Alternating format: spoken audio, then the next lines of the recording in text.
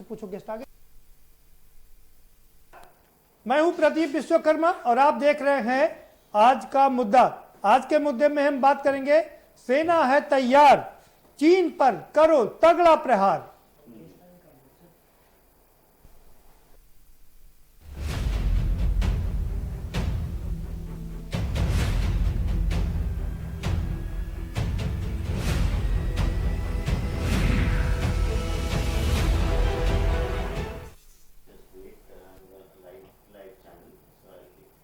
जी हाँ, सेना अब पूरी तरीके से तैयार हो गई है और अब तगड़ा प्रहार करने की बात की जा रही है। दोनों तरफ से हर जगह पर, हर स्तर पर, राजनीतिक स्तर पर, सैनिक स्तर पर और कूटनीतिक स्तर पर अपनी अपनी चालें जारी हैं। भारत भी कोई कसर नहीं छोड़ रहा है चाइना को मुंहतोड़ जवाब देने के लिए। अब रिटायर्ड कर्नल वीके सिंह ने कह दिया है कि हमने उनके 40 लोगों को कम से कम मार गिराया था। चाइना इस पर अभी भी कुछ भी बोलने से कतरा रहा है, कुछ भी बोल नहीं रहा है। लेकिन दूसरी ओर अब उसने ये एक्सेप्ट कर लिया कि हाँ, उनका इस झड़प में उनका एक कमांडिंग अफसर शहीद हुआ था। चाइना ने अब पहली बार ये एक्सेप्ट कर लिया है और चाइना के अंदर ये आवाज बलवती होती जा रही है कि आखिर चाइना साफ साफ बताता क्यों नहीं है कि चाइना के कितने सैनिक शहीद हुए थे। चाइना मानने को तैयार ही नहीं है और जब उनके रक्षा विशेषज्ञों से ये बात पूछी जाती है तो वो इस बात पर टाल मटोल कर जाते हैं। इधर बात भारत की करें तो भारत ने अपनी तैयारी पूरी कर ली है। रक्षा मंत्री राजनाथ सिंह रूस पहुंच गए 3 दिवसीय यात्रा पर। वो वहां पर रूस चूंकि हमारा पुराना मित्र है और वो क्या पुरानी मित्रता फिर से एक नए तेवर, नए कलेवर के साथ सामने आएगी, ये भी देखना दिलचस्प होगा। राजनाथ जी वहां पर लगे हुए हैं और उनसे कई रक्षा उपकरण भी खरीदने की बात की जा रही है। इधर बात करें तो सेना को फ्री हैंड दे दिया गया है कि जब जहां जैसी जरूरत पड़े आप कार्रवाई कर सकते हैं। तो वहीं एक और बात बताते चले आपको कि 500 करोड़ रुपए का इमरजेंसी फंड भी अलॉट कर दिया गया है कि जब जहां जरूरत पड़े, जितनी जरूरत पड़े, आप इस लिमिट में खर्च कर सकते हैं। कोई पूछताछ नहीं की जाएगी। आप अपना साजो सामान ले सकते हैं, जो वक्त की नजाकत को देखते हुए जरूरी हो वो आप खरीद सकते हैं। बात अगर कूटनीतिक स्तर पर की जाए तो चाइना अभी भी मानने को तैयार नहीं है। चाइना कह रहा है कि भारत को ये नहीं भूलना चाहिए कि ये 1962 का चीन नहीं है और अगर इस बार युद्ध हुआ तो 1962 से ज्यादा भयानक परिणाम होंगे। यानी कि अभी भी वो धमकी देने से बाद नहीं आ रहा है, ये बड़ी बात है। दूसरी बड़ी बात यह है कि चाइना का यह भी कहना है कि भारत जानता है इस बात को और यही कारण है कि वो अपने राष्ट्रवादियों को समझाने की कोशिश कर रहा है कि हम उनसे युद्ध नहीं कर सकते। इसलिए वो प्रधानमंत्री नरेंद्र मोदी उनको समझाने की कोशिश कर रहे हैं। सवाल ये उठता कि एक तरफ तो वो कह रहा है कि अपने यहाँ राष्ट्रवादियों को समझाइए क्योंकि आर्थिक नाकेबंदी ठीक नहीं है और ये अच्छी बात नहीं है, WTO का पालन करना चाहिए। लेकिन दूसरी ओर कह रहा है कि प्रधानमंत्री नरेंद्र मोदी इस बात को जानते हैं और यही कारण है कि वो अब अपने राष्ट्रवादियों को समझाने की कोशिश कर रहे हैं। अब चाइना कहां खड़ा है, क्या चाहता है चाइना और भारत कितना एडवांस कितना आगे बढ़ चुका है, इन्हीं सब बातों पर हम चर्चा करेंगे। हमारे साथ में खास मेहमानों का पैनल जुड़ा हुआ है, हम उनसे आपका परिचय कराएंगे। लेकिन उससे पहले आपको एक रिपोर्ट दिखा देते हैं, जरा ये रिपोर्ट देखिए, समझिए। उसके बाद हमारे साथ बहुत खास मेहमान जुड़े हुए हैं, हम उनसे आपका तारुफ भी करवाएंगे।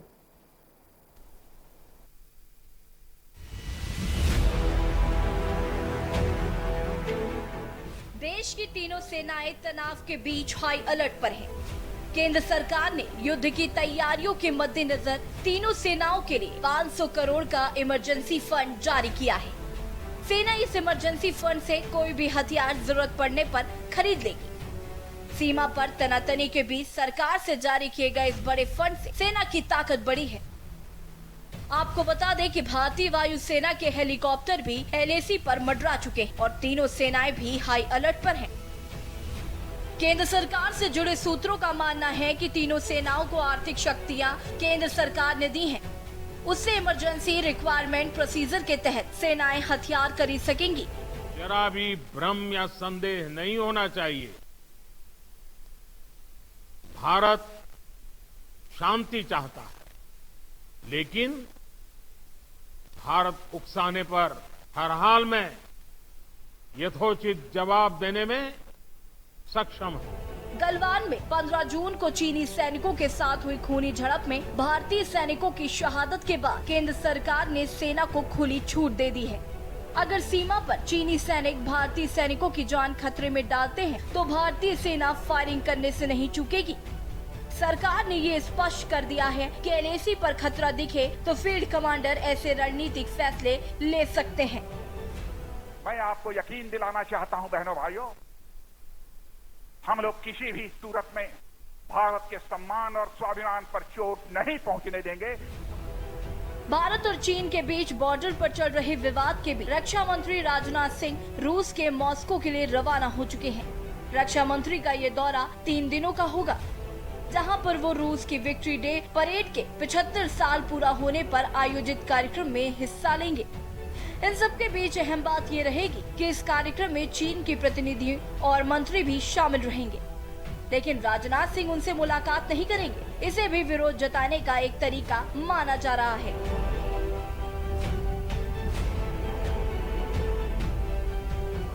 चीन और भारत टकराव के चलते जहां पूरे विश्व की नजर दोनों देशों पर है, तो वहीं भारत के आर पार के रवैये ने चीन की मुश्किलें बढ़ा दी हैं, जबकि अमेरिका समेत कई देश युद्ध होने नहीं देना चाह रहे हैं। अब देखना यह है कि दबाव में आ चुका चीन अब विकल्प के रूप में क्या रास्ता इख्तियार करता है। स्पेशल डेस्क के न्यूज इंडिया।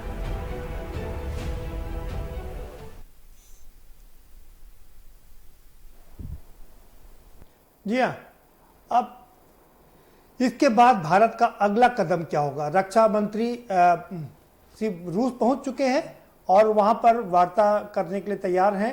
इधर पूरी तरीके से अमेरिका भारत के साथ खड़ा हुआ दिखाई दे रहा है और अमेरिका के साथ साथ उनके जो साथी देश हैं वो भी सब भारत के साथ खड़े दिखाई दे रहे हैं।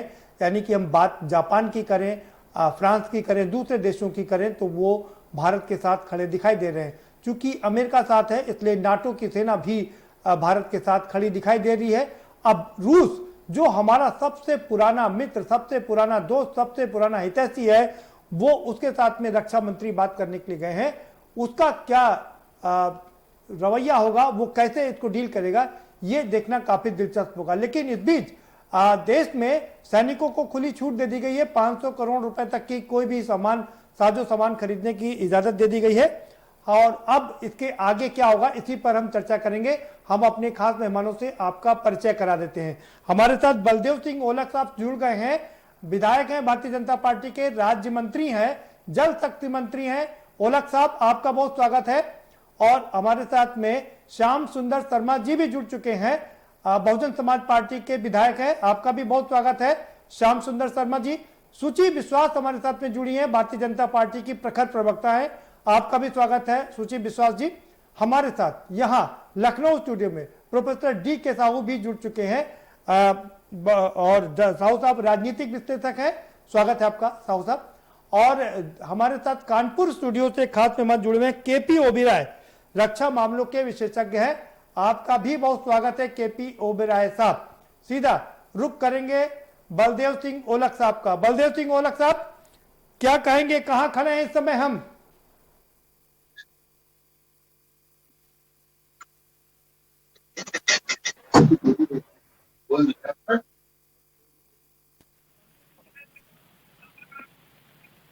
ओलख साहब, अगर आपको आवाज मिल रही हो तो अब अगला कदम क्या होगा?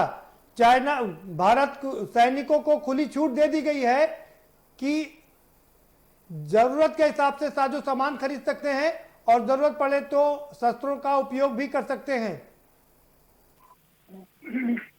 मैं कहना चाहता हूं कि भारत रक्षा प्रधानमंत्री नरेंद्र मोदी जी के नेतृत्व में और हमारी सेनाएं भी पूरी तरह सरदृढ़ है कि कोई भी निर्णय लेने के लिए हम सरकार ने उनके ऊपर छोड़ दिया है।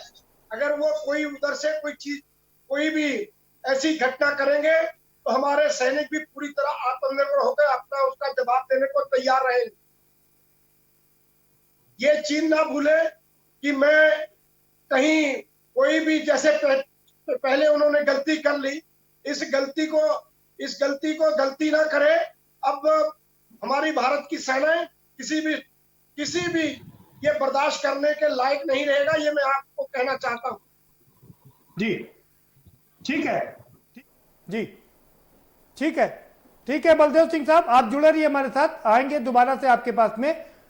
सुचि विश्वास जी का रुख करेंगे। सुचि जी, एक और चाइना कह रहा है कि अपने राष्ट्रवादियों को समझाइए, और दूसरी ओर ये कह रहा है कि प्रधानमंत्री नरेंद्र मोदी राष्ट्रवादियों को समझा रहे हैं। इसका मतलब उनकी समझ में आ गया है ये 1962 का चीन नहीं है, और अगर इस बार युद्ध होता है तो महंगा पड़ेगा, धमकी दे रहा चीन। ये जो उनका जो डर है ये सता रहा उन्हें, जो बार बार ये कहना चाह रहे हैं कि ये 1962 का चीन नहीं है, तो उनको ये सोच लेना चाहिए कि 1962 का भारत भी नहीं है। भारत बहुत और माननीय मोदी जी के गोलक साहब, ये सवाल हमारा सुचि विश्वास जी से था, हम दोबारा से आपके पास में आएंगे, हम सुचि जी से जवाब चाहेंगे इस पे।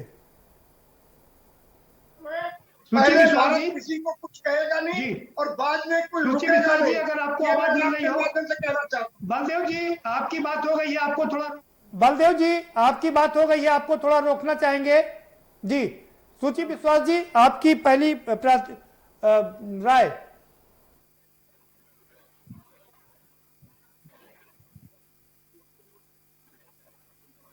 सुचि विश्वास जी, आपको आवाज मिल रही है?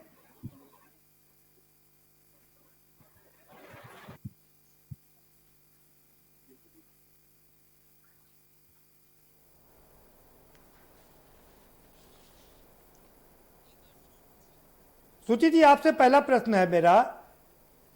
सुचि जी, आपसे सवाल है कि चाइना धमकी दे रहा है कि भारत ये बात जानता है कि ये 1962 का चीन नहीं है, और अगर इस बार कुछ भी झड़प हुई है, कुछ झगड़ा हुआ, तो इसके गंभीर परिणाम भुगतने पड़ सकते हैं। जी रख सकती हैं।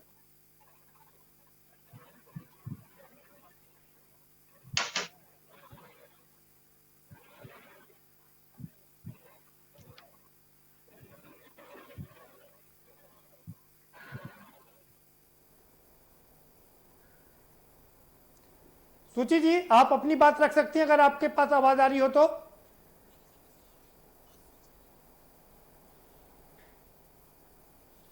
चलिए, हमारे साथ दो और खास मेहमान जुड़े हैं, हम उनका रुख कर लेते हैं, लगता है कुछ तकनीकी व्यवधान है, हम फिर उसको दोबारा से सुचि जी के पास जाएंगे। डी के साहू साहब हमारे आपके पास में, डी आर साहू साहब माफ करिएगा, कि चाइना गीदड़ धमकी दे रहा है, कह रहा ये अगर भारत ये समझता है कि वो 1962 का भारत नहीं है, 2020 का भारत है, तो वो ये भी समझ ले कि चाइना 1962 का चाइना नहीं है, ये 2020 का चाइना है। बिल्कुल, ये जो आप की बहस शुरू किया है उसमें जो पूरे भारत अभी इस तरह की कोरोना और कोविड-19 से जूझ रहा है, और साथ ही साथ इसका एक परिप्रेक्ष्य में देखना चाहिए। कहीं ना कहीं इसको एक स्ट्रैटेजी की तरह देखा जाए तो चाइना की जो कॉन्स्पिरेसी थ्योरी है उसके आधार पे पूरे विश्व में जो इस पैंडेमिक को फैलाया गया, और उसके साथ साथ ये इस एक दिन की कार्य नहीं है, इसमें कहीं ना कहीं ये काफ़ी दिनों से ये अपनी तैयारी कर रहे हैं, जिसमें नेपाल और पाकिस्तान जैसे राज्य देशों को अपने हाथ में संदर्भ में रखते हुए नेपाल के साथ हमारी जो सीमाओं के साथ उसमें बात की, और उसके साथ साथ पाकिस्तान के साथ बात करते हुए एक तरह से कॉन्स्पिरेसी करके ये जो कोविड-19 से हम लोग जूझ रहे हैं उसी समय इस तरह की करना, ये कहीं ना कहीं एक डेलिबरेट स्ट्रैटेजी है। और उसके साथ साथ भारत इसको जूझने के लिए भारत इस तरह की जूझने के लिए तो एक चीज़ों को देखना पड़ेगा कि वो भी ये समझ ले कि भारत भी 1962 की भारत नहीं है, जैसे आपने बोला जी। तो ये जो राष्ट्र निर्माण की भारत था, और उसके बाद हम लोग आज की तारीख में जो भूमंडलीकृत भारत में जितना भी चाइना ताकतवर है उसी तरह से हम लोग भी प्रोपोर्शनेटली उससे आगे भी हम लोग ताकतवर हैं, in terms of economy, in terms of defence, in terms of strategy, और इस तरह की बहुत सारी चीज़ों में हम लोग आगे हैं। तो मेरा ये कहना है कि जो नेतृत्व हमारी प्रधानमंत्री जी के नेतृत्व में ये कार्य हो रहा है, तो उसमें सबसे महत्वपूर्ण बात है कि डिफेंस को जो एक ओपन, एक खुले छूट और एक तरह से एक दिया गया है, उसमें एक ऑटोनॉमी दी गई है इसको जूझने के लिए। सबसे जो आज केंद्र बिंदु है वो है कुछ ऐसी जगह को वो कवर करना चाहते हैं, उसमें एक कारण है, वो स्ट्रैटेजी में बताना चाहता हूँ कि वो स्ट्रैटेजी क्या है। कि वो जो एक भारत एक समय में एक रास्ता बना रहे थे जिसमें वो मिलिट्री जो हमारी रोड्स के माध्यम से हमारी मिलिट्री के सारे व्हीकल जा सकते हैं, हम अप्रोच रोड तो बना वो अप्रोच रोड बना रहे थे। जी। उसके साथ साथ उनको ये लगा कि हमारी जो मिलिट्री रोड के अप्रोच के साथ साथ हम लोगों की अटैक बेहतर हो सकता है जी। तो उसको देखते हुए उनकी जो कॉरिडोर है, उनकी कॉरिडोर के आधार पे देखा जाए तो उस कॉरिडोर के साथ साथ भी इस तरह की यदि हम अप्रोच रोड बनाते हैं और आधा घंटे में हम लोग पहुंच जाएंगे और उसके साथ साथ हमारी जो अटैक होगी वो ऑफेंसिव होगा, हम लोग डिफेंसिव नहीं रहेंगे। ये आधार जो बना और साथ ही साथ उनका जो स्ट्रैटेजिक तरीके से आप देखेंगे हमारी नेवल जो रूट है वो भी बहुत मजबूत हो गया है और साथ ही साथ हमारे जो एयर रूट है वो इतनी मजबूत हो गया जिससे कि हम लोग किसी भी समय पे हम बॉम्ब गिरा सकते हैं। इस आधार को देखते हुए जो एक डर, एक फियर फैक्टर पैदा हुआ है, उस फियर फैक्टर को कमजोर करने के लिए ये सारे षड्यंत्र है और उसके साथ साथ वो कोशिश कर रहे थे आने के लिए। और उनकी जो इकोनॉमिक पोजीशन है और इकोनॉमिक ब्लॉकेट जो हम लोगों की एक दिमाग में आ गया, जैसे कि यूनाइटेड स्टेट्स ऑफ अमेरिका ने कॉन्स्पिरेसी थ्योरी के बाद चाइना को धमकी दिया है, उसके आधार पे भी एक खलबली मचा है। यदि भारत उसमें इकोनॉमिक ब्लॉकेट कर दे, जैसे कि हमारे पूरे भारत में एक माहौल बन रहा है कि हम चाइना के सामान को इस्तेमाल नहीं करेंगे, तो वो एक बहुत बड़ा नुकसान होगा उनको। भले ही वो हमारे साथ लड़े और हमारी जवानों के साथ हमारे लोग शहीद हुए, लेकिन हम ये बात मानते हैं कि इसकी जो परिणाम है वो परिणाम कहीं ना कहीं चाइना के लिए बहुत खतरा होगा। और उसमें पाकिस्तान और नेपाल के साथ में इस तरह से काम करते हुए जो ये कार्य है वो कार्य अंतर्राष्ट्रीय स्तर पे भी उनको सपोर्ट नहीं मिल रहा है। जी चलिए, हम आएंगे, आपने अंतर्राष्ट्रीय की बात की है, हम अंतर्राष्ट्रीय संबंधों की भी चर्चा आपसे जरूर करेंगे। हमारे साथ एक और खास मेहमान जुड़े हुए हैं, उनका रुख कर लेते हैं। केपी ओबेरॉय साहब, रक्षा मंत्रालय के विशेषज्ञ हैं रक्षा मामलों के। केपी ओबेरॉय साहब, आपने 1962 का भी युद्ध देखा है। जी हाँ। और अब आज आपने 2020 का भी ये छद्म युद्ध देखा है जी। क्या डिफरेंस नजर आ रहा है आपको? देखिए, 62 में हमारी कोई तैयारी नहीं थी बिल्कुल भी चाइना से टकराने की, तब हमें पता भी नहीं था। और हमारे प्रधानमंत्री श्री नेहरू ये मान के चल रहे थे कि चाइना तो हमारा बड़ा अच्छा मित्र है, लेकिन चाइना कभी किसी का अच्छा मित्र न था, न है, न भविष्य में होगा। ये बात गांठ बांध लीजिए कि चाइना हमेशा धोखा देता है, झूठे वायदे करता है, संधियां करेगा और उसको तोड़ के आपके ऊपर हमला करेगा। और फिर जब बातचीत की टेबल पर आएगा तो लंबी चौड़ी बातें करके कि हम आपके साथ हैं, हम खाली करें। अब सवाल ये उठा कि हमारे निहत्थे सैनिक वहाँ क्या कर रहे थे। तो सवाल ये हमारी कांग्रेस को पता होना चाहिए था कि उन्होंने ही एग्रीमेंट उनसे कर रखा कि नो वॉर जोन, बॉर्डर के 1 किलोमीटर इस तरफ और बॉर्डर के 1 किलोमीटर उस तरफ कोई हथियार लेकर के नहीं जाएगा। और अगर ये एग्रीमेंट ना होता, होना ये चाहिए था कि जब उन्होंने हमारे सैनिकों पर वार किया तो हमें एग्रीमेंट तोड़ देना चाहिए था। लेकिन ये 14 तारीख को नरवाने साहब वहाँ स्टेटमेंट दे रहे कि हम बिल्कुल सेफ है, कोई कहीं खतरा नहीं है। तो उस वक्त हमारे सैनिक हथियार लेकर नहीं गए, लेकिन हमारे 20 सैनिक जरूर शहीद हुए, लेकिन वो जिस वीरता से उन्होंने 60 चाइनीज को मार करके गिरा दिया, उनकी हड्डियां तोड़ दी, ये हमारे सैनिक का मनोबल का सवाल है। मनोबल लड़ता है, देश की सेना लड़ती है। और राजनीति का तो खेल ही दूसरी तरह से हो रहा है। राजनीति वाले ये सोचे कि अगर हमारे सत्ता के फेवर में है तो हम कहेंगे साहब बहुत अच्छा है, और अगर विरोध में तो सवाल। सोनिया गांधी ये सवाल उठा रही थी कि कितने बजे हमला हुआ, कहाँ थे आप लोग, क्या कर। अरे हमारे सेना विश्व की महानतम सेना है, पूरी दुनिया हमारे रौब को मानती है और हम चाइना का मुंह तोड़ जवाब देंगे। अभी पाकिस्तान का मुंह हमने तोड़ा है और अब चाइना को हमेशा ये रहा है कि भारत दबता है, डरता है, लेकिन अब वो भारत नहीं है। भारत, सबसे बड़ी बात, हमने 3400 किलोमीटर सेना के लिए सड़कें बनाई हैं, एयरबेस बनाया। आपने 1962 की लड़ाई देखी है जी हाँ। और आप ये बात ठीक कर रहे हैं कि ये 1962 का भारत नहीं है जी हाँ। लेकिन चाइना ये भी कह रहा है ये 1962 का चाइना भी नहीं है। ये 2020 का चाइना है। चाइना ये 3 ट्रिलियन डॉलर उसकी इकोनॉमी है। देखिए साहब जी आएंगे आपके पास दोबारा से, सुची जी के पास चलेंगे। सुची विश्वास जी क्या कहेंगी आप, आपकी पहली प्रतिक्रिया? देखिए, आवाज ना आने की वजह से मैं कुछ स्टेटमेंट्स को मिस कर गई, लेकिन मैंने जितना सुना उन्होंने 95, 96, 2006 जो ये समझौते हुए थे उनका जिक्र किया। तो जब प्रधानमंत्री नहीं बोले, रक्षा मंत्री नहीं बोले, गृह मंत्री नहीं बोले और श्रद्धांजलि व्यक्त करने में 36 घंटा लग गया, तो माननीय विदेश मंत्री एस जयशंकर जी ने ट्वीट किया और इन्हीं समझौतों की दुहाई दी।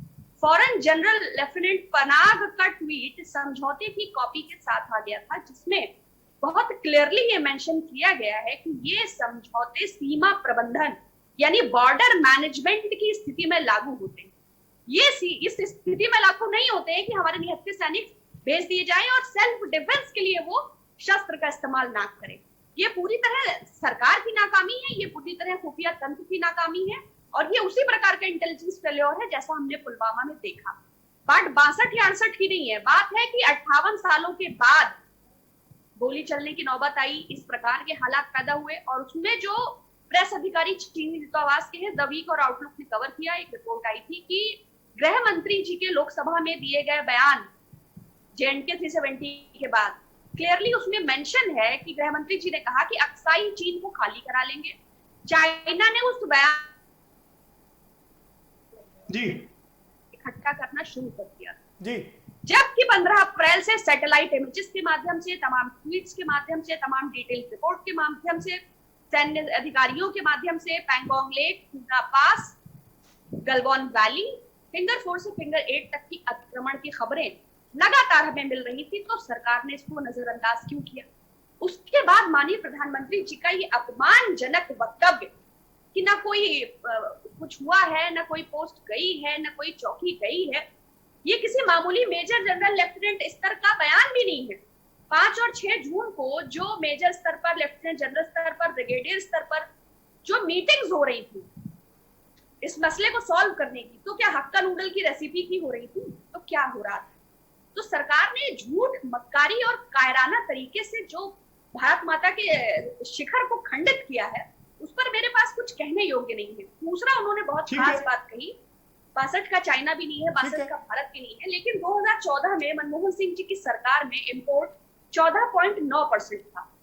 Electronics, communications, mechanical, technical, engineering, steel, cement, कोई सेगमेंट बचा नहीं है जिसमें चाइना की हिस्सेदारी नहीं है। और माननीय प्रधानमंत्री जी के मुखर नेतृत्व में 14.9% से इंपोर्ट बढ़कर 39.9% हो गया है। अगर हम सिर्फ ऑटोमोबाइल सेक्टर की बात करें तो टोटल सेक्टर का 15 अरब डॉलर चाइना का है। अगर हम सिर्फ दवाइयों की बात करें तो 60% चाइना। और इससे शर्मनाक क्या होगा, टिकटॉक को बायकॉट और अनइंस्टॉल करते हैं। माई इंडिया का ऑफिशियल अकाउंट टिकटॉक पर है और 20 जवानों की श्रद्धांजलि का वीडियो भारत सरकार द्वारा टिकटॉक ऐप पर अपलोड किया गया है। तो शर्म करना और बेवकूफी की बातें करना जो राम माधव करते हैं, स्वदेशी जागरण मंच करते हैं। अभी Shanghai engineering tunnel private company limited ने 20 जवानों की शहादत से 2 दिन पहले 1126 करोड़ का ठेका चाइना की कंपनी दिया। उसमें LNT ने भी अप्लाई किया था, शाहपुर जी ने भी। समाप्त हो गया ज्यादा, बल्कि समय से ज्यादा तो मैं आपको दिया। आपको मैंने बलदेव सिंह ओलख जी का रुख करेंगे। बलदेव सिंह ओलख जी, सुची विश्वास जी कई सवाल खड़े कर रही हैं। वो कह रही हैं कि कैसे ये आखिर में ये हुआ कैसे, और जो समझौते होते हैं वो तो रद्द होने के लिए होते हैं, आपको हथियार उठा लेने चाहिए थे। बोलो जी जी, अभी तो आपकी आवाज बहुत सारी साफ नहीं आ रही ना, अभी श्रुति जी की साफ आवाज मुझे मिल रही है, और अगर साफ आवाज मिले तो मैं पूरी तरह इनका जवाब देने को तैयार हूं। मैं ये कहना चाहता हूं, इस समय जो हालात हैं, इस समय जो ये टाइम है, इस समय ऐसी बातें करने का टाइम नहीं है। इस समय माननीय प्रधानमंत्री जी के नेतृत्व में इस देश को आगे बढ़ाने का जो प्रधानमंत्री जी का एक विजन है, उनको आगे बढ़ाने को कोई रोक नहीं सकता। और जहां तक मैं ये कहना चाहता हूं कोई भारत चाइना के सामान पर डिपेंड नहीं है।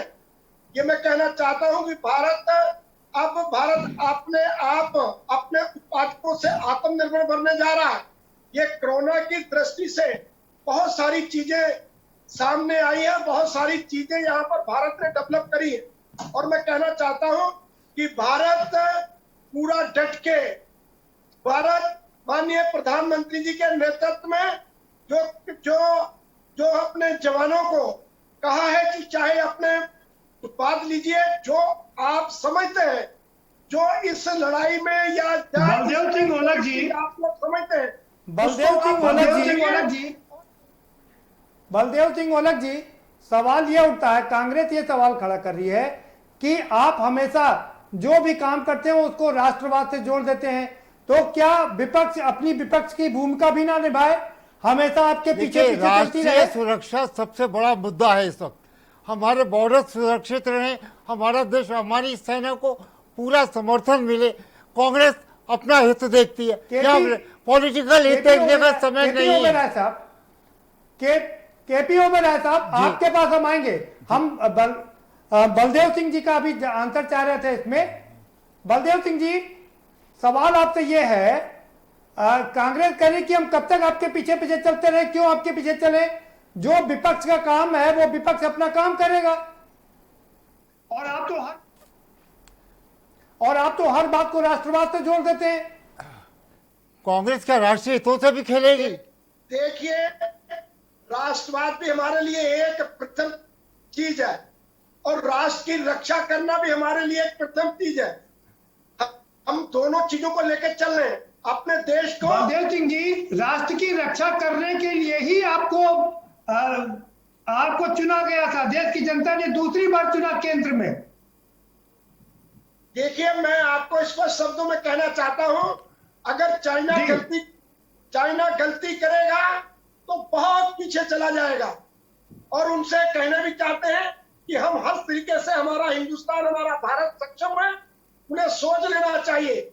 और बलदेव सिंह ओलख जी, इसमें कोई शक नहीं कि भारत पूरी तरीके से सक्षम है, और कि भारत पूरी तरीके से सक्षम है, और हम सब, पूरा देश प्रधानमंत्री के साथ खड़ा है। लेकिन चाइना जो गीदड़ धमकी दे रहा है उसका क्या? वो कह रहा है ये 1962 का चीन नहीं है, ये 2020 का चीन है, याद रखिएगा। तो ये जो बार बार 1962 का चाइना नहीं है, वो इस डर को वो सामने बयान कर रहे हैं। वो डरे हुए हैं, और डरे हुए भी हैं, और गलती भी कर रहे हैं, और गलती कर रहे हैं तो भुगतने के लिए भी तैयार रहे। ये मैं उनसे कहना चाहता हूं, हमारा जो राष्ट्र है, राष्ट्र सर्वप्रिय है, और राष्ट्र पे कोई भी, चाहे कोई चीन हो या पाकिस्तान, ने अभी अपना सारा आकलन कर लिया है, और चीन के भी अगर मन में कोई दुविधा है तो ऐसी गलती ना करे। बलदेव सिंह ओलख जी, ब्रेक पर जाना है, लेकिन ब्रेक पर जाने से पहले एक और सवाल आपसे ले लेते हैं। जरा ये बता दीजिए कि जो 20 शहीद हुए हैं, क्या चाइना के भी हमने एक लोगों को मार दिया है, तो वो बदला पूरा हो गया है, या अभी 20 शहीदों का बदला बाकी है? देखिए, लड़ाई उन्होंने स्टार्ट करी है, गलतियां उन्होंने स्टार्ट करी हैं जी। तो मैं आपसे कहना चाहता हूं कि वो ऐसी गलतियां ना करें। अगर वो ऐसा काम कर रहे हैं तो भुगतने के लिए भी तैयार रहे। और मैं आपको कहना चाहता हूं, हमारी सेना को हमारे रक्षा मंत्री ने उनको कह दिया है कि जो आप समझे, आप सब कुछ अपने हिसाब से कर सकते हैं। देश पूरी तरह सेना के साथ खड़ा है।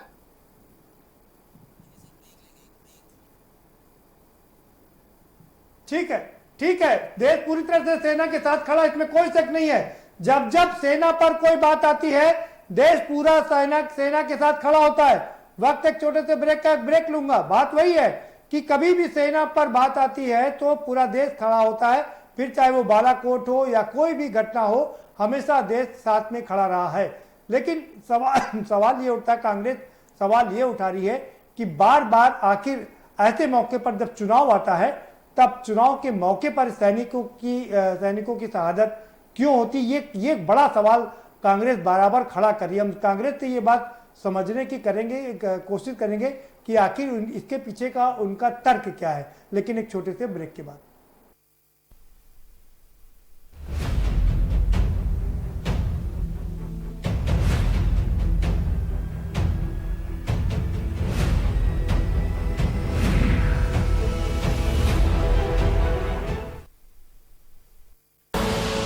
आप देख रहे हैं के न्यूज, खबरों का सारथी। You know it's only a drill, and yet you train like it is the real thing. Because one day, at a second's notice, it will be. One day, you'll come together as an invincible team. And every second you save will be a life saved. The Indian Air Force is looking for an exceptional team. A team that is truly a cut above. Join the Indian Air Force to be a cut above. हम आप सब अब नहीं तो कब 9 बज जाए तब। बहुत हुई राजनीति की माया, हम बताएंगे कि आपके हिस्से में क्या आया। फिक्र आपकी, सोमवार से शुक्रवार रात 9 बजे TV9 भारतवर्ष, अब तो सब देख रहे हैं। Mount Litra Z School, Unnao, #1 in academics, #1 in sports, best teachers, best result, smart classroom, best transport facility, world class infrastructure के साथ Mount Litra Z School, Unnao। खुदी को आजमाया है तो ये अंदाज आया है, खुदी को आजमाया है तो ये अंदाज आया है। तुम में भी मैं हूं, शुद्ध प्लस पान मसाला। आप देख रहे हैं के न्यूज, खबरों का सारथी।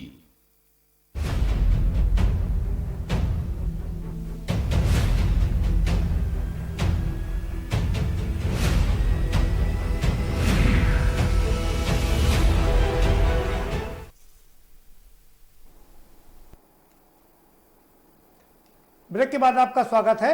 और हमारे जो मेहमान यहाँ पर हैं वो कह रहे हैं, खासकर बलदेव सिंह ओलख साहब कह रहे हैं कि जब देश पर, सेना पर कोई विपत्ति आती है तो देश को एकजुट होने जाना चाहिए, और देश हमेशा से एकजुट रहा भी है। लेकिन कांग्रेस सवाल खड़ा करे कि जब जब चुनाव आते हैं तब तक सेना के लोग, सेना के सैनिक शहीद क्यों होते हैं? क्या इस समय कोई चुनाव है क्या? हम जरा सूची जी का रुख कर। सूची जी, कांग्रेस सवाल खड़े कर रही है कि जब जब कोई चुनाव आता है तब तब सेना के कुछ लोग शहीद होते हैं, सैनिक शहीद होते हैं। आपको क्यों विश्वास नहीं होता इस सब बात को लेकर के?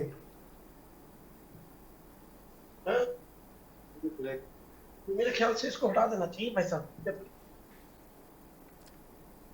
मैं दूं जवाब यार, सुनने तो।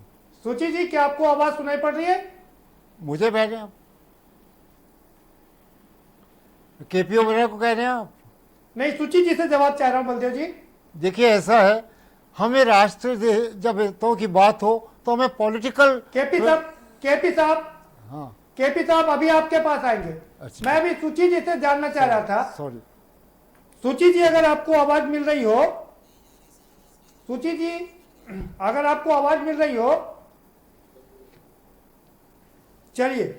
केपी साहब, आप कुछ कहना चाह रहे थे, कह दीजिए, अपनी बात रख लीजिए। जी हाँ, ऐसा है, जब हम राष्ट्रीय हितों की बात कर रहे हैं, जब हमारे बॉर्डर पर खतरा है और जब हमें दुश्मनों से लड़ना है, तब हमें एक राष्ट्र की तरह प्रस्तुत होना चाहिए, ना कि पॉलिटिकल हितों को देखते हुए उनका दुरुपयोग करने का प्रयास करना चाहिए। क्या ये 60 साल से सत्ता में रहे, 60 साल में उन्होंने कितने बॉर्डर एरिया में हमारी सड़कें बनाई फौजों के लिए, कितने आर्म्स खरीदे? ऐसा कुछ नहीं हुआ। हमेशा चाइना के आगे झुक कर के बात की कि हमें आपको। केपी साहब, आप क्या कहना चाह रहे हैं? एक बार फिर से साफ साफ कह दीजिए कि क्या जब 60 साल कांग्रेस ने राज किया तो देश में एक भी काम नहीं हुआ, सेना के लिए कोई भी काम नहीं हुआ? हाँ, ऐसा सुरक्षा में निग्लिजेंस रहा है। अभी पिछले 10 साल से ही हमारे उधर सेना ने जाकर के निर्माण शुरू हुआ। 3800 किलोमीटर की सड़कें हमने बनाई, हमने हथियार वहां पहुंचाए हैं। हमारे पिछले शासक हमेशा इस बात का इंतजार मोदी जी की सरकार तो पिछले 6 ही साल से है, आप 10 साल की बात कर रहे हैं। हाँ, तो जब से मोदी जी आए उन्होंने, देखिए मैं किसी व्यक्ति विशेष की बात नहीं करता, मैं पूरे देश की पूरी सुरक्षा की बात करता हूँ। एज प्रधानमंत्री उन्होंने केपी साहब आपको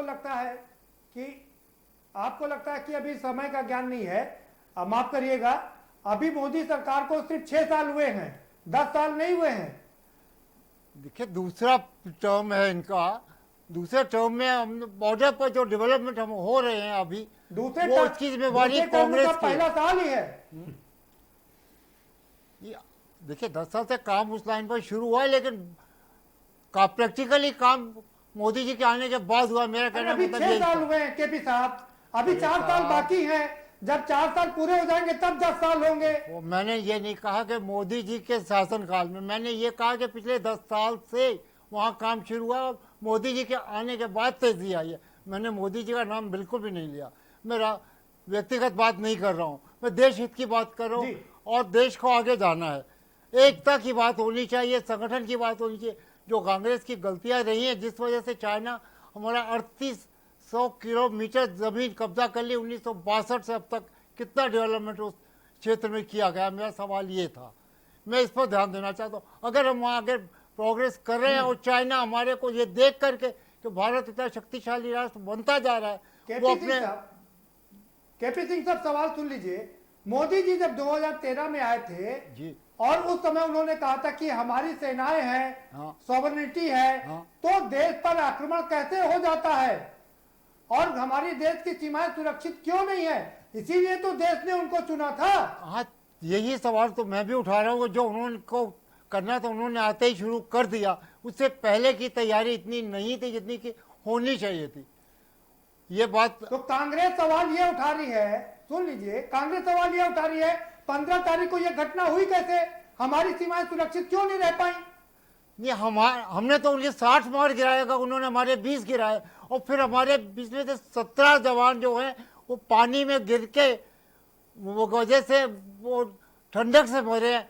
हमने उनके 60 मारे, हमारे जवानों ने एक एक उनकी हड्डियां तोड़ी हैं, उनकी गर्दन की हड्डियां तोड़ी हैं। हमारे जवान विश्व के सबसे मजबूत सेना है हमारी, हमारा कोई मुकाबला कहीं नहीं हो सकता।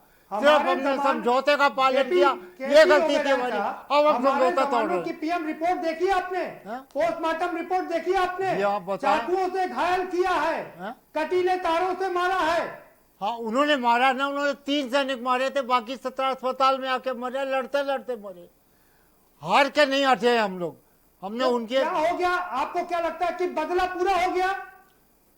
केपी ओबेरॉय साहब, आपको लगता है कि अब बदला पूरा हो गया, कोई जरूरत नहीं? नहीं, बिल्कुल पूरा नहीं हुआ। जब तक हम उनको बॉर्डर के बाहर नहीं फेंक देंगे उठा करके, जब तक उनके हाथ पैर नहीं तोड़ देंगे, तब तक हमारा देश शांत नहीं बैठेगा। हम लड़ेंगे, हम लड़ना जानते हैं, हम पीछे नहीं हटते ना डरते हैं। एक सवाल का जवाब और दे दीजिए। जी बोलिए। केपी ओबेरॉय साहब, एक सवाल का जवाब और दे दीजिए। बोलिए। गलवान घाटी वर्तमान में किसके कब्जे में है? हमारे में, हमारी है। हमारे कब्जे में, चाइना कह रहा हमारे कब्जे में। नहीं, हमारे कब्जे में हमेशा से, ये अंग्रेजों के जमाने से हमारा है। ये चाइना की नीति है कि पहले समझौता करो कि ये साझा है और फिर धीरे धीरे कब्जा कर लो। चाइना की गद्दारी को ये लोग हाईलाइट नहीं कर रहे, हमारी गलतियां बता रहे। अगर चाइना ने धोखा दिया है तो उसका जवाब मुंह तोड़ हम देंगे। ठीक है, हार नहीं मानते, ना पीछे हटते, ना डरते। अरे चाइना कोई पहली बार धोखा थोड़ी ना दिया केपी ओबेरॉय साहब, उसकी तो धोखा देने की हमेशा से प्रवृत्ति रही तो है। हमने हम क्यों भूल जाते हैं, हम क्यों धोखा खाते हैं? हमने 20 के बदले 60 मारे हैं उनके, ये वो मानते नहीं है, बोलते नहीं है। इसका मतलब ये नहीं कि हम पीछे हटे या डरे या कमजोर पड़े। हमने ज्यादा मारे हैं, उन्होंने हमारे 20 में से 17 सैनिक अपनी मौत से मरे। ठीक है, हमने 70 मारे भाई। हाँ, आप 60 क्यों करें? हमने 70 आदमी मारे, उनके कमांडिंग ऑफिसर मारा है, वो उसको एक्सेप्ट भी कर लिया है। और हम डरते नहीं। ठीक है, भारत की सेना विश्व की सबसे सफल सेना, सिर्फ हमने समझौते का पालन किया, ये गलती थी। अगर वो हथियार लेके आ रहे थे तो हमें समझौता तोड़ के उनका मुंह तोड़ देना चाहिए। ठीक है केपी साहब, हम भारत के नागरिक हैं और हम मानते हैं हम विश्व की सर्वशक्तिशाली सेना है, लेकिन आपको ये बात का ख्याल रखना पड़ेगा कि आजकल किसी से लड़ाई लड़ी जाती है। सुची जी के पास चलेंगे, आपके पास आएंगे। महाभारत में भी एक लाइन आपके ऊपर सवाल खड़े किए जा रहे हैं, एक लाइन के। अरे ठीक है भाई, केपी साहब आप रुकिए, आ रहा हूं आपके पास।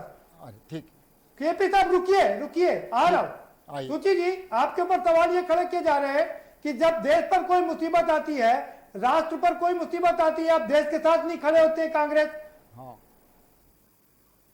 देखिए, मैं बहुत स्पष्ट शब्दों में कहना चाहती हूँ कि अगर गलवान वैली में कुछ हुआ ही नहीं है तो ये 20 सैनिक किस केस में शहीद हुए हैं? ये जो 10 छोड़े हैं चाइना ने, जो कि 35 कहे जा रहे हैं और 10 छोड़े हैं, उसका मीडिया में पहले से क्यों कोई बात नहीं आई?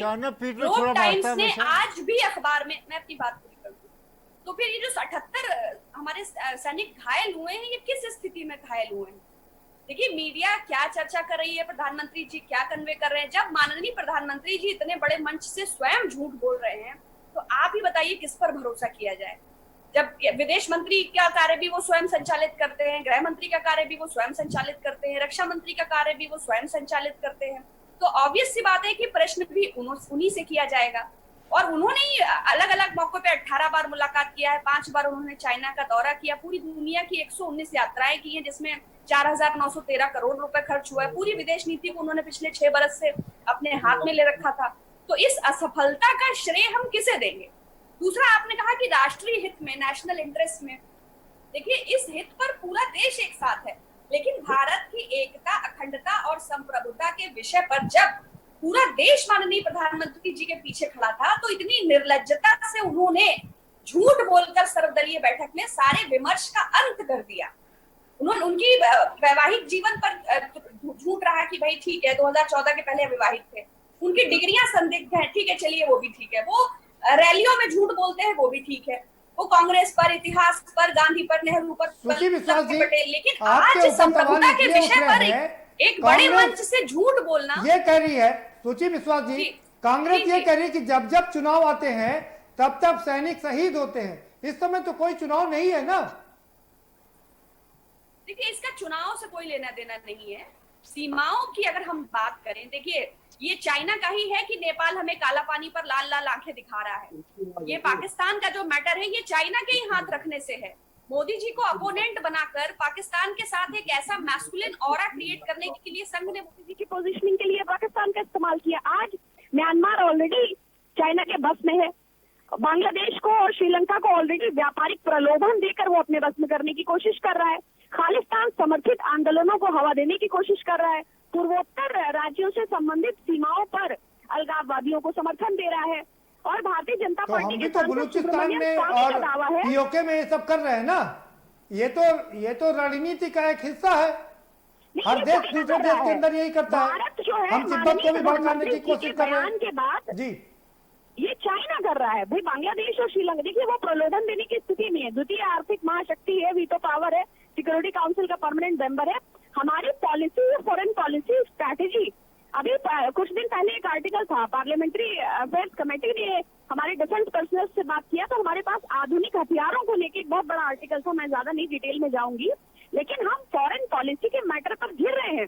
और प्रधानमंत्री जी का स्टेटमेंट का इस्तेमाल चीनी मीडिया अपने काउंटर डिफेंस के लिए कर रही है। प्रधानमंत्री जी चीनी में नहीं बोलते, हिंदी में बोलते हैं, बट उसको अनुवाद करके पूरी इंटरनेशनल, जो देखिए चाइना की जो विस्तारवादी नीति है उसके अपोज में जो कंट्रीज हमें सपोर्ट करने के लिए हमारी ओर बढ़ रहे थे, माननीय प्रधानमंत्री जी के एक बयान के बाद वो पीछे हट गए हैं और हम उल्टे घुसपैठिए साबित हो गए हैं। जबकि 603 घुसपैठ चाइना ने करने की कोशिश की और अभी भी हम उसकी कंपनियों को, एक और वो भारत के इंफ्रास्ट्रक्चर में निवेश करता है और दूसरी ओर हमारे सैनिकों को सीमा पर शहीद करता है। सवाल फिर से वही है, जब सूची जी सवाल, ये सब बात आपकी ठीक है, सवाल सबसे बड़ा यही है, जब देश पर मुसीबत आती है, केपी सिंह साहब, ये केपी ओपेरा साहब सवाल उठा रहे हैं, जब देश पर मुसीबत आती है कांग्रेस उसमें शक की निगाह से देखता है, कांग्रेस सैनिकों के साथ नहीं खड़ी होती है। देखिए, मैं उनकी बुद्धिमत्ता पर प्रश्न नहीं उठाऊंगी। देश पे मुसीबत आई नोटबंदी की फॉर्म में, उत्तर प्रदेश का चुनाव जीतने के लिए पूरे देश को लाइन में लगा दिया, उद्योगों की कब्जे टूट, लेकिन हालात क्या है? आफत आई जीएसटी की फॉर्म में। ठीक है सूची जी, प्रधानमंत्री जी के जितने भी फैसले हैं वो सब देश विरोधी साबित हुए। हमारी जीडीपी की हालत देख लीजिए, आर्थिक स्थिति के मोर्चे पर, अर्थव्यवस्था के मोर्चे पर, नेतृत्व के मोर्चे पर, भ्रष्टाचार के मोर्चे पर, और फॉरेन पॉलिसी के मोर्चे पर भी। लेकिन देश ये तो उनके सरकार साथ खड़ा हर है ना, विषय पर देश पूर्णतया जीएसटी फेल। को अच्छा मान रहा है, आप देश अनुमान नोटबंदी लगा को सही लीजिए कि क्या बता रहा है, प्रधानमंत्री जी की पॉलिसी है और क्या तभी तो हालात। दोबारा चुन के भेजा है। जी ठीक है सुची जी, आएंगे आपके पास में। डियर साहू जी का रुख करें। साहू साहब आपसे बहुत चीजें समझनी। डियर सुची जी सवाल खड़े कर रही हैं कि भाई क्यों आखिर अगर सब कुछ हुआ ही नहीं, किसी ने कब्जा ही नहीं किया, तो ये झड़प की हिंसक झड़प क्यों हुई, क्यों उसमें मौत हुई? देखिए कभी भी आप कूटनीति की बात करें तो ये आज की घटना नहीं है कि कल की घटना है, ऐसी बात नहीं है, बल्कि इसकी एक लंबी इतिहास है और उस लंबी इतिहास को समझना ज़रूरी है। और उसके साथ साथ जो चाइना अपनी आर्थिक मजबूती के साथ अपनी जो एक अपना ताकत दिखाने की प्रयास कर रहे हैं और उस ताकत के साथ पूरे भारत की नहीं पूरे विश्व पे हावी होने की बात है, जो कि अमेरिका इसको संज्ञान में लिया है और अमेरिका उसके ऊपर कार्य करने की प्रयास कर रहे हैं। बात यहाँ पे ये आ रही है कि भारत की जो इस तरह की जो प्रक्रिया है, भारतीय समाज के रूप में हम राष्ट्रवाद की बात नहीं करेंगे, या हम भारत की जो हमारी बॉर्डर है वो बॉर्डर सुरक्षा जो है वो बहुत ज़रूरी है और उसके लिए हमारी सेना कार्यरत है, चाहे वो नेवी हो, चाहे इंडियन एयरफोर्स हो या आर्मी हो। अपनी सेना पर कभी सवाल नहीं खड़े कर सकता तो लेकिन कोई भी नहीं खड़ा कर मेरा सकता। ये मानना है ये एक चिंगारी की तरह है, विस्फोरक तत्व है। एक हम लोग कहते हैं कि कुछ ना कुछ घटनाएं होती रहेगी, तो उससे क्या होगा ना, एक फियर फैक्टर, एक वर्चस्व की जो एक तैयारी होती है, दबाव की राजनीति होती है, उस तरह की कार्य हो रहा है। और उसमें ये आप सबसे महत्वपूर्ण बात है 2018-19 में जो वो ब्रीज बन गया, उसके बाद एक तरह से फियर फैक्टर बहुत ज़बरदस्त हुआ। मैं दोबारा फिर आना चाहता हूँ, जो हमारी जो रोड बने और उसके साथ साथ हमारी जो अप्रोच बना और हमारी जो मिलिट्री स्ट्रेंथन हुआ और हमारी स्ट्रैटेजी में डेवलप हुआ, और उसके साथ साथ यदि आप देखेंगे उसमें अटैक हमारी ऑफेंसिव हो जाएगा, जिसमें चाइना उसमें बहुत हर तरह से वो परास्त होने की संभावनाएं हैं। और उसकी तरफ से जो हमारा बॉर्डर है, इकोनॉमिक ब्लॉक, गलवान घाटी कोई एक मोर्चा थोड़ी ना है ना, नहीं, इस तरह के बहुत सारे मोर्चे। अगर हमने एक जगह सड़क बना लिया तो अभी बहुत सारी जगह ऐसी वो एक कारण है। लेकिन सबसे महत्वपूर्ण बात है कि इस कोरोना के समय में और इस तरह की जो आर्थिक स्थिति के समय में ये कुछ लोगों का ये कहना है कि ये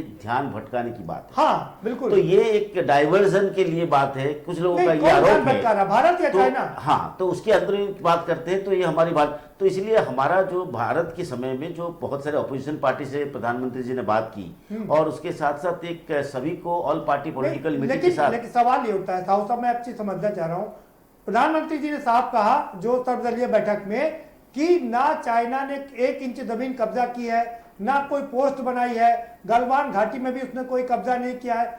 वो चाइनीज मीडिया में उस वर्जन को चाइना के वर्जन में पूरे देश में दिखाया जा रहा है। वो एक लोगों का कहना है कि इसमें सच्चाई नहीं है, वो एक र्यूमर बना के पाकिस्तान और नेपाल के माध्यम से ये आ रहे हैं। ये बात एक तरह से आरोप है और एक तरह से एक र्यूमर मंगरिंग एक्टिविटीज को हम कहते हैं कि भाई अफवाह फैलाने की बात है। लेकिन हम अपने राष्ट्र की यदि जो जिम्मेदार व्यक्ति जो स्टेटमेंट दे रहे हैं, इसमें हम कह रहे हैं कि आरोप प्रत्यारोप की बात नहीं होनी चाहिए, बल्कि हमारी बॉर्डर मजबूत होना चाहिए। एक चीज बता दिए, सत्ता पक्ष का काम है काम करना, विपक्ष का काम है सवाल उठाना। क्या विपक्ष सवाल ना उठाए? बिल्कुल उठाना चाहिए और बिल्कुल उठा के उनको जागरूक करना पड़ेगा। इसीलिए तो प्रतिपक्ष का महत्वपूर्ण भूमिका है। कांग्रेस का ये कहना कि हर बात आपकी राष्ट्रवाद से होती है, तो कब तक राष्ट्रवाद चलता रहेगा? ये नहीं, इसमें बहुत सारे ऐसे लोग आरोप लगा रहे हैं। नोटबंदी में राष्ट्रवाद, बिल्कुल, जीएसटी में राष्ट्रवाद, भाई सैनिक मरना तो राष्ट्रवाद ठीक है, हर चीज में आपका राष्ट्रवाद, तो क्या विपक्ष सवाल ना खड़े करे?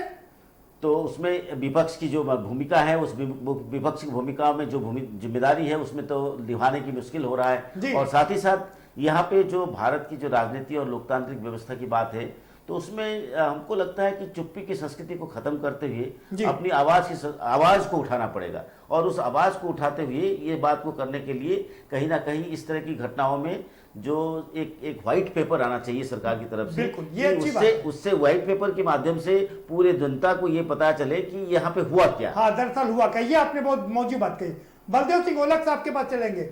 बलदेव सिंह ओलख साहब, DR साहू साहब कह रहे हैं बहुत कंफ्यूजन है, बहुत भ्रम की स्थिति बनी है, इस सारे मुद्दे पर एक श्वेत पत्र आना चाहिए जिससे पूरे देश को पता चल जाए कि दरअसल हुआ क्या है।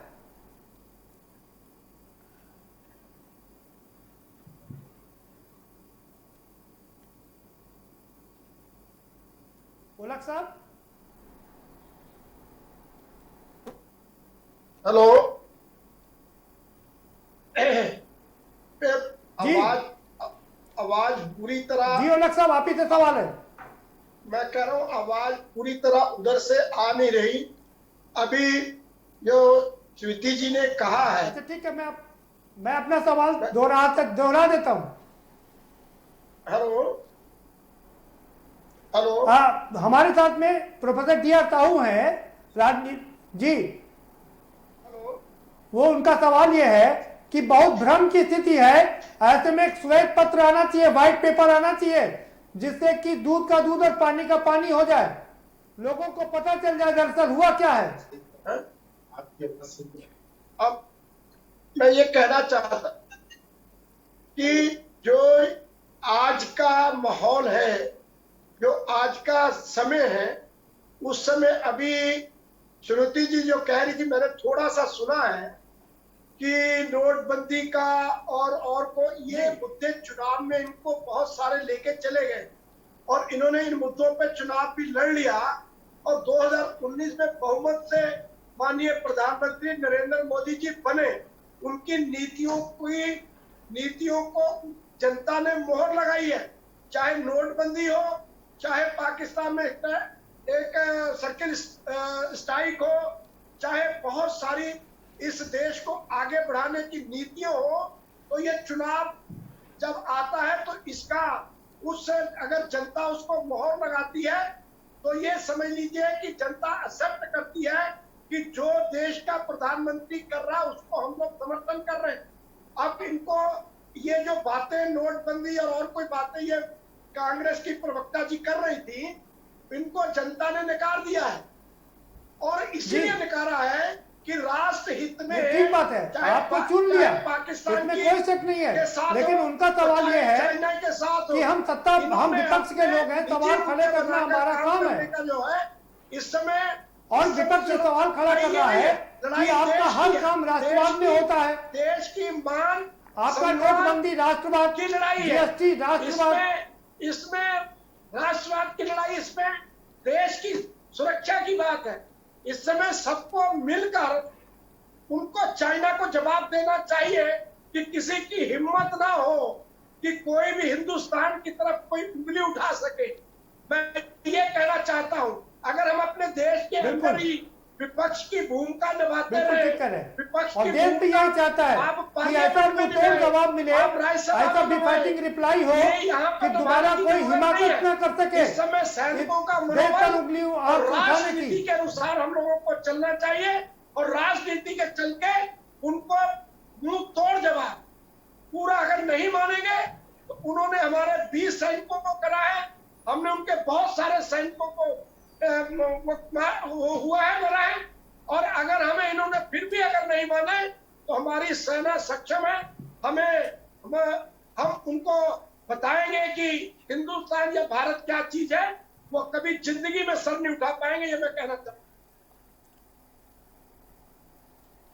ठीक है सुची जी, सवाल ये है कि जब सैनिकों को फ्री हैंड दे दिया गया है, उनको एक फंड दे दिया गया 500 करोड़ का कि आपको जब जितनी जहां जरूरत पड़े खर्च कर सकते हैं, सेना को फ्री हैंड दे दिया देना एक बड़ी बात है ना।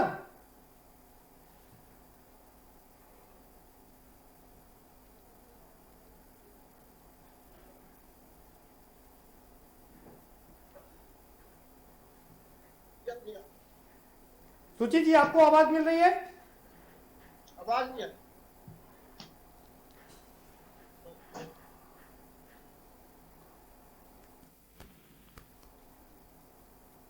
चलिए, लगता सुची जी तक आवाज नहीं पहुंच पा रही। केपीओ बनाया साहब जी, क्या डी.आर. साहू साहब कर रहे हैं, एक श्वेत पत्र आना चाहिए जिससे देश को पता चल जाए कि क्या हुआ, कब हुआ और कैसे हुआ। देखिए, इस स्थिति को बिल्कुल स्पष्ट कर दिया गया है कि उस रात क्या हुआ था। 15 की रात को दोनों तरफ के सैनिक आ जा रहे थे। चाइना ने वायदा तोड़ा कि उस क्षेत्र में हथियार लेकर नहीं आना, वो हथियार लेके आए, लोहे के डंडे लेकर के उन्होंने सैनिकों को गोचे और धकेल दिया। पहाड़ियों से नीचे धकेल दिया। ये गद्दारी चाइना ने की और कांग्रेस को चाहिए था कि चाइना को उनका दोषों के लिए दोषी ठहराते, लेकिन हमारे अपने ही सैनिकों के बारे में अगर उन्होंने 20 को धोखे से मारा तो हमने जिंदा 30 से क्लब करके उन्हें 60 को मारा, और अब हमको अगर खुले हाथ मिल गए तो उनको बता देंगे। साहब आप बार बार आपकी सुई माफ करिएगा किस जगह अटक गई है? आप मुझे ये बता दीजिए गलती किसकी थी? चाइना इंडिया में आया था कि इंडिया चाइना में अतिक्रमण करके गया था? नहीं, गलती चाइना की थी। उन्होंने वायदा तोड़ा जो कांग्रेस ने किया था, समझौता उनसे कि इस जोन में हम हथियार लेके नहीं आएंगे। वो हथियार लेके आए, उन्होंने गद्दारी की, उसका विरोध कांग्रेस को करना चाहिए। यहाँ तक आया नहीं, 1 इंच जमीन कब्जा नहीं किया। अरे वो दोनों तो बॉर्डर है ना, बीच की लाइन है 1 किलोमीटर तक, 1 किलोमीटर पीछे हटा था, वो पीछे नहीं हट रहे थे, वो घुसे हुए। साहब आप रुकिए, सूची जी का रुख करेंगे। सूची जी आपके पास आएंगे। साहू साहब कह रहे हैं एक श्वेत पत्र आना चाहिए, व्हाइट पेपर आना चाहिए इस मामले को लेकर के, क्या कहेंगे आप? नहीं आए, अच्छी बात है। अगर एक बार सवाल को पुनः दोहरा दीजिए। ओबेरॉय साहब आप थोड़ा सा रुकिए, सूची जी से जवाब चाहेंगे। एक बार सवाल को दोहरा दीजिए।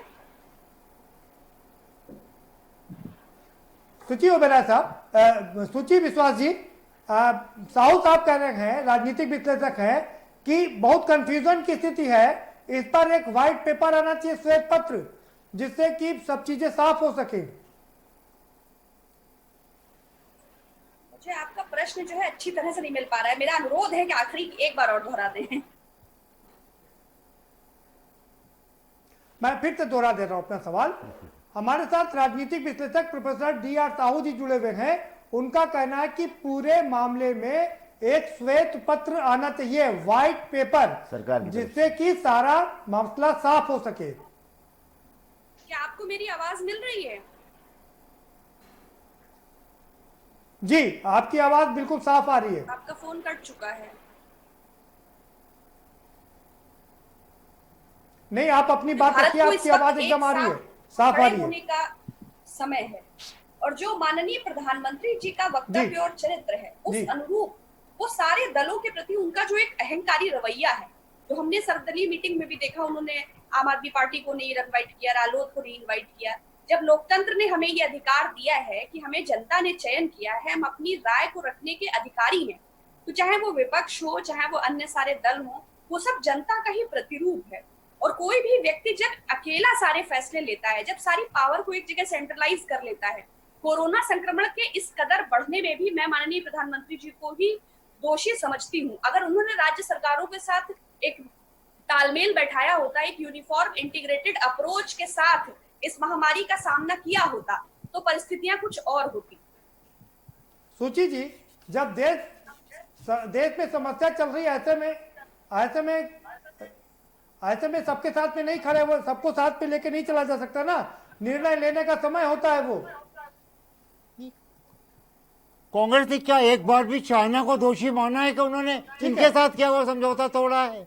ना क्यों नहीं, चाइना को क्यों नहीं दोष देते? बहुत देर से आप बात करें। D.R. साहब, आपका फाइनल कमेंट, अब आगे क्या, जल्दी से 20 सेकंड। आगे ये होना चाहिए, जैसे कि हम कहना चाहेंगे कि भारत सरकार को, हमारे जितने नागरिक हैं, हमारे पूरे दुनिया देशवासियों को एक ऐसे कन्विंसिंग वे में अपना प्रस्ताव रखे, मतलब समाचार को रखे, जिससे कि ये केवल एक घटना के आधार पे हम एक वार लाइक सिचुएशन ना बनाएं, और उस वार लाइक सिचुएशंस पे एक पूरा जो पूरे देश में आप देख रहे हैं कि एक तरफ से जैसे लग रहा है कि युद्ध शुरू हो गया है, तो ये कहीं नहीं हुआ है। ये एक बॉर्डर सिक्योरिटी में एक बीआरओ के आधार पे यदि आप देखेंगे जो उसमें है, वो घटना को लेके सरकार सामने आए और उसके आधार पे बात करे, और उससे साथ जो कोरोना के संक्रमण को कैसे रोका जाए उसकी भी बात करें। तो बात ये है कि हम इसको ऐसा ना लगे कि एक फियर साइकोसिस और एक फियर फैक्टर बन जाए कि भारत और चाइना की युद्ध शुरू हो गया। ठीक है, बहुत शुक्रिया सर आपका हमारे साथ जुड़ने के लिए। सूची जी आपका भी बहुत शुक्रिया, बलदेव सिंह ओलख साहब आपका भी बहुत शुक्रिया हमसे जुड़ने के लिए, और केपी ओबेरॉय साहब आपका बहुत धन्यवाद अपनी राय रखने के लिए।